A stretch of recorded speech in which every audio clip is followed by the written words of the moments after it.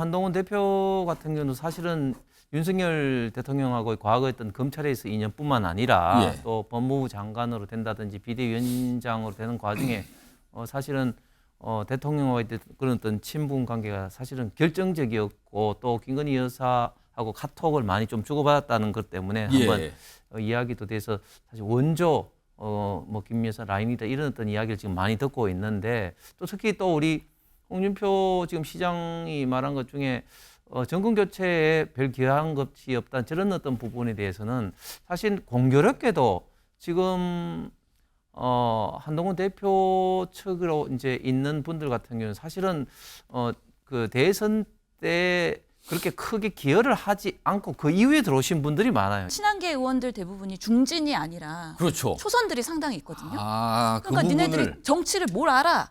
그러니까 라는 초보 거에 대한. 취급을 계속하는 거군요. 예, 그래서 정치 초보라는 거에 대한 부분 그리고 패거리 있게 돌아다니면서 결국에는 권력에 빌붙는 그런 뭔가 소갈이 없는 이런 국회의원들을 비판을 하면서 본인은 원조 보수 정권의 책임 당원들과 대구 경북에서 정치를 꾸준히 해온 거에 대한 차별화 시도를 하고 있는 어필의 하나의 수단이 아닌가.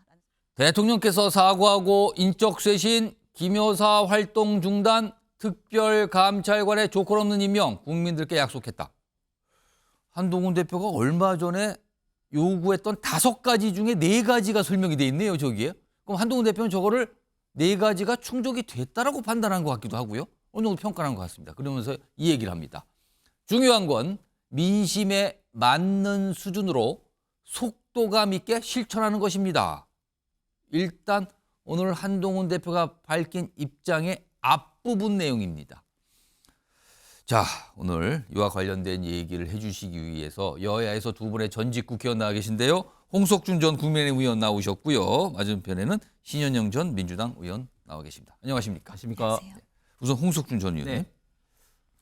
회견 다음 날이에요, 입장이. 네. 근데 이 다음 날이라고 강조가 되는 이유가 앞서서 윤석열 대통령과 명태균 씨 간의 통화 녹취를 민주당에서 공개했잖아요. 그때는 그와 관련해서 많은 분들이 한동훈 대표의 입장이 궁금했는데 주말을 끼고 나흘 만에 입장을 냈거든요. 근데 오늘 어제 윤석열 대통령 기자회견과 관련해서는 하루 딱 지나서 네. 입장을 냅니다. 어떻게 보면 상대적으로 빨랐는데 이거는 빠른 입장 표현 왜라고 봐야 될까요? 예, 저는 2가지 이유가 있다고 봅니다. 첫 번째는 지난번 녹취 이슈에 대해서는 일단 현상 파악하는 것이 굉장히 좀 필요했다. 이게 불법 편집 조작된 어떤 녹취인지 그런 어떤 현상 파악하는 게 좀 필요했고 특히 또 지난번 4일 만에 그 입장 표명을 했지 않습니까? 예. 그 사이에 많은 그 국민의힘 지지자들이 왜 이렇게 중요한 어떤 이슈에 대해서 그 당 대표가 입장 표명이 늦냐, 왜 숨어 있냐, 뭐 이런 어떤 비판을 굉장히 많이 받았습니다. 그렇기 때문에 이번에는 좀 상대적으로 뭐 현상 파악할 것도 없고 또 그런 어떤 비판을 염두에 두고 이제 일찍 한 것 같고 두 번째는 사실상 어제 대통령의 기자회견은 한동훈 대표의 요구를 제가 봤을 때는 상당 부분 다 수용했다.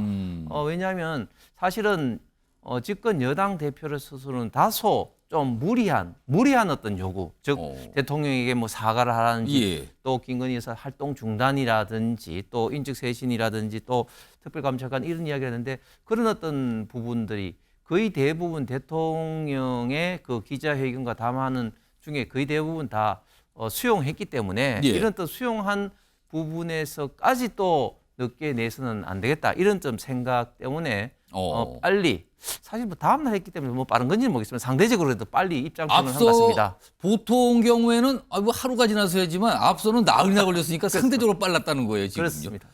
근데 이 입장의 앞부분 내용이 대통령의 사과, 인적 쇄신, 김건희 여사 활동 중단, 특별감찰 이 얘기를 다 해서 이거를 약속하셨다라고 얘기를 꺼내놓고 시작합니다.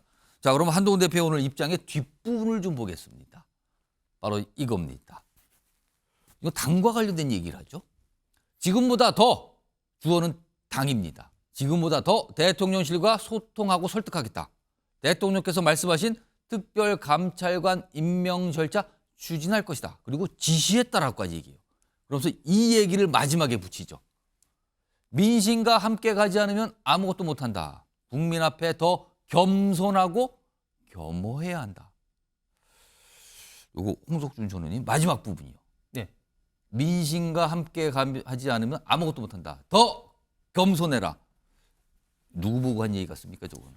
뭐 전반적으로 뭐 대통령실 그리고 국민의힘 그리고 국회의원들을 대상으로 한 말씀이 아닌가 생각합니다. 사실 어떻게 보면 좀 지극히 당연함에도 불구하고 예. 저런 겸손 그리고 더 낮아져야 된다는 것을 강조한 이유는 아무래도 최근에 어떤 국민의 어떤 지지율이 지금 예. 대통령실과 국민의힘 지지율이 굉장히 좀 낮아지고 있고 약간 하기 지지율 때문에 위기라는 얘기까지 나오죠. 이 정도면요. 그렇습니다. 예, 그렇기 때문에 특히 이제 겸손이라는 표현을 좀 강조하지 않았나 싶고 특히 지금 대통령실과 또 당 대표 간의 어떤 갈등 사항이 좀 있기 때문에 예. 이런 어떤 부분에 대해서도 어떻게 보면 더 낮고 겸손하게 서로를 좀 존중하면서 특히 어떤 국정을 책임지는 집권 여당의 어떤 자세로 가야 되겠다. 뭐 이런 어떤 마음가짐이 저 글 속에 표현되지 않나 생각합니다.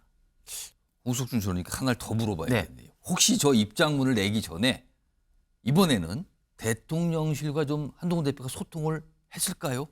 제가 봤을 때는 소통은 하지 않았을 겁니다. 아, 그래요? 네. 그러면 본인의 생각을 그냥 올린 것 같다. 예, 그렇습니다. 지금 저 표현이 나오기 전에도 조금 이제 우려했던 것은 소위 말해서 친한계라고 불리는 의원 외에 특히 예. 또 의원들은 그 대통령 기자회견에 대해서 좀 비판적인 지금 어제 시각을 오후에 약간 익명으로 보도된 거 보면 비판적인 예, 입장들 냈거든요. 비판적인 좀 시각을 가졌었는데 그래서 한동훈 대표의 어떤 생각이 좀 반영된 게 아니냐 이런 어떤 좀 우려의 좀 시선도 있었는데 그런 어떤 시선을 거두고 지금 오늘 페이스북에 이제 본인 생각을 했기 때문에 뭐 대통령실과 어떤 소통은 뭐 이루어지지 않았을 겁니다. 그러니까 어제 이른바 친한계 정치나 꼽히는 분들이 익명을 통해서 내놨던 그 반응과는 오늘 한동훈 대표 반응은 약간 좀 결이 달라요. 자, 신현영 전 의원님. 네. 한동훈 대표가 낸 입장 지금 두 부분으로 나눠서 전해드렸는데 이거 어떻게 보셨습니까? 입장 표명도 늦었고요. 예. 내용도 문제가 많았습니다. 아, 늦었다고 보십니까? 예, 그럼요. 어제 대통령께서 10시부터 기자회견했으면은 저녁에는 나왔어야죠. 아무래도 오후 타이밍에는 그것이 옳다, 우리는 지지한다 또는 이것이 문제가 있기 때문에 우리가 더 잘하겠다. 이런 명확한 입장이 나와야 되는데 또 한 발짝 늦었다는 거죠. 왜 한 발짝 늦었다고 보십니까? 결국에는 여론의 눈치를 보는 거죠. 그래서 이 친윤, 친한 이런 갈등 속에서 사실 대통령실이랑 교감이 없는 상황에서 예. 본인이 어떤 입장을 표명해야 정치적으로 유리할지 불리할지에 대한 한 번 더 계산을 하는 시간이 하룻밤을 늦게 한 거 아니냐. 그런 면에서의 한동훈 대표의 리더십이 정말 제대로 가고 있는 거냐? 그리고 정말 대통령실을 위해서 쓴소리를 할 수 있는 준비가 되어 있느냐라고 했을 때는 그렇지 않다라는 것이 여전히 눈치 보는 소심한 그런 리더십이다라고 비판을 받을 수밖에 없을 것 같고요. 특히 내용에서도 보면은 마치 본인이 제안했던 5가지 요구 안에서 상당수가 반영이 됐다라는 자화자찬이고 긍정의 메시지를 드린다는 거죠. 그런 면에서 지금 어제 사실 그 대통령의 담화를 듣고 아니 정말 인정할 게 뭐가 인정하고 구체적으로 뭘 사과하는지도 모르겠다. 안 한 말 못한 기자회견이었다. 상당한 비판들이 있었기 때문에 친한계 의원들 사이에서도 상당히 위기감을 느끼면서 쓴소리를 하는 그런 비평을 했었던 거거든요. 예. 그렇다면 그것에 맞게 당은 조금 더 쇄신하는 모습. 지금 특별 감찰관으로 지금의 그런 김건희 여사의 이슈를 덮을 수는 없는 시점이란 건 많은 사람들이 인정하고 있지 않습니까? 특히 윤석열 대통령의 그런 노출록이 나온 이후에는 판이 완전히 달라졌기 때문에 이제는 정말 김건희 여사의 특별법을 통과시키는데 여당이 같이 협조해야 되느냐 말아야 되느냐 이런 부분에 대해서의 한동훈 대표의 예. 판단을 나름 기대를 했었던 것인데 그런 것이 아니라 여전히 예전의 담론에 머물러서 특별감찰관으로 지금의 여사의 잘못, 대통령의 그런 녹취록에 대해서는 해결할 수 없는 부분인데 제대로 소명하려는 그런 여지가 없어 보이기 때문에 여당에 대한 기대도 상당히 지금은 실망스럽다라는 생각이 듭니다.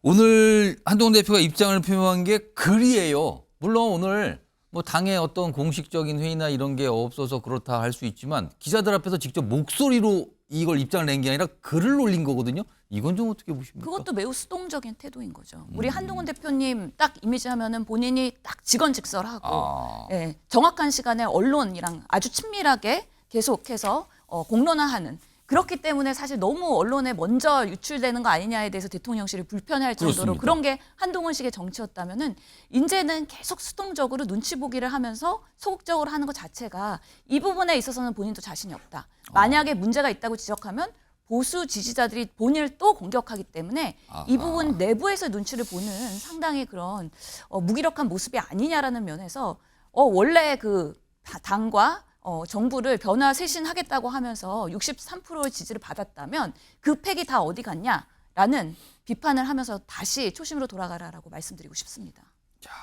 고민을 본 것이냐, 고민을 한 것이냐, 눈치를 본 것이냐. 약간 두 분의 말씀이 약간씩 이 분석이 좀 달랐는데 이런 가운데 오늘 홍준표 대구시장이 아무리 봐도 이거는 당내 친한계 정치인들 얘기거든요.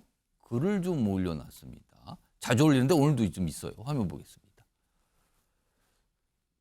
이게 무슨 말일까요? 일부 정치낭인들이 윤 정권을 야당보다 더 비방하는 현실. 자, 야당보다 더 비방이라는 표현이 든다니까 이건 여당 얘기예요, 지금. 그럼 여당의 정치낭인. 이렇게 되는데 이게 현실이 있다. 그러면서 하는 말이 이재명 대표 밑으로 가라. 민주당으로 가라는 거예요. 그럼 좀 국민의힘 내부에 누굴 들으라고 한 말이잖아요, 저거. 그리고 또 있습니다. 윤 정권 탄생에 기여 안 한 원조 김여사 라인들인 니들은 또 이거 표준말이 아닌 걸 쓰셨네요. 니들은 윤 정권을 미워할 자격도 없다. 원조 김여사 라인. 아무리 봐도 홍석준 전원님, 네. 아무리 봐도 친한계 정치인들, 친한계 인사들 얘기를 한 거죠. 이거 어떻게 보셔야 됩니까? 예, 그렇죠. 지금 한동훈 대표 같은 경우는 사실은 윤석열 대통령하고 과거에 했던 검찰에서 인연뿐만 아니라 예. 또 법무부 장관으로 된다든지 비대위원장으로 되는 과정에 사실은 대통령과의 그런 어떤 친분 관계가 사실은 결정적이었고 또 김건희 여사하고 카톡을 많이 좀 주고받았다는 것 때문에 한번 이야기도 돼서 사실 원조 김 여사 라인이다 이런 어떤 이야기를 지금 많이 듣고 있는데 또 특히 또 우리 홍준표 지금 시장이 말한 것 중에 정권 교체에 별 기여한 것이 없다는 저런 어떤 부분에 대해서는 사실 공교롭게도 지금 한동훈 대표 측으로 이제 있는 분들 같은 경우는 사실은 그 대선 때 그렇게 크게 기여를 하지 않고 그 이후에 들어오신 분들이 많아요. 예를 들면 장동혁 의원 같은 경우도 보궐로 이제 들어왔고 나머지 분들도 뭐 경선 내지는 좀 대선 캠프에서 사실은 많은 역할을 하신 분들이 상대적으로 많이 없습니다. 그걸 지금 꼬집은 건가요? 그래서 꼬집은 거죠. 그래서 뭐 그런 측면에서 윤석열 대통령 그리고 윤석열 정부를 비판할 자격이 없다 이렇게 이제 언급을 하신 것 같은데 어쨌든 지금 현재 당의 상황은 참 뼈아프게도 굉장히 좀 갈등의 골이 좀 있다. 그리고 때로는 윤석열 대통령 비판하는 목소리가 민주당보다 오히려 당 내에서 더 어떻게 보면 좀 세게 나오는 이런 좀 현실을 좀 홍준표 시장이 좀 특유의 좀 신랄한 어떤 단어를 쓰면서까지 지적한 것 같습니다. 신영 전 의원님, 예. 정치 낭인들이라고 표현하면서 이재명 대표 밑으로 가라 그랬어요. 민주당으로 가라는 거잖아요. 그렇죠. 원래는 내부의 적이 그 상대 당보다 더 미운 편입니다. 홍준표 지금 지사가 계속 꾸준하게 펫북으로 정치를 하고 계시는데 예. 아마 계속 고민하시는 지사가 게 아니고 시장이죠.